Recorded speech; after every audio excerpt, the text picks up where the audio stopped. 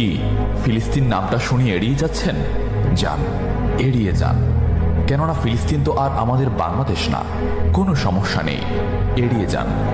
কিন্তু একটা কথা মনে রাখবেন, সেই কাল কিয়ামতের দিন যখন আল্লাহ আপনাকে প্রশ্ন করবে, তখন কি করবেন? কি করবেন যখন জিজ্ঞাসিত হবেন যে কেন আপনি মজলুম ফিলিস্তিনদের পাশে থাকেননি? জানি উত্তর দিতে পারবেন না, কারণ আপনার নিজেরই জানা নেই এর উত্তর কি হবে।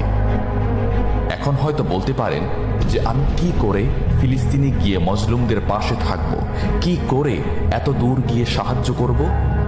হ্যাঁ, এইরকম প্রশ্ন যদি আপনার মনে উদয় হয়ে থাকে, তাহলে অবশ্যই আপনার মনে অলসতা আর বজ্রে ভরা। এই আধুনিক যুগে অস্ত্রের চেয়ে পাওয়ার হচ্ছে মিডিয়া, তাই মিডিয়ায় বেশি বেশি করে তা প্রচার করুন। হ্যাশট্যাগের মাধ্যমে প্রতিবাদ করুন। এই ক্ষুদ্র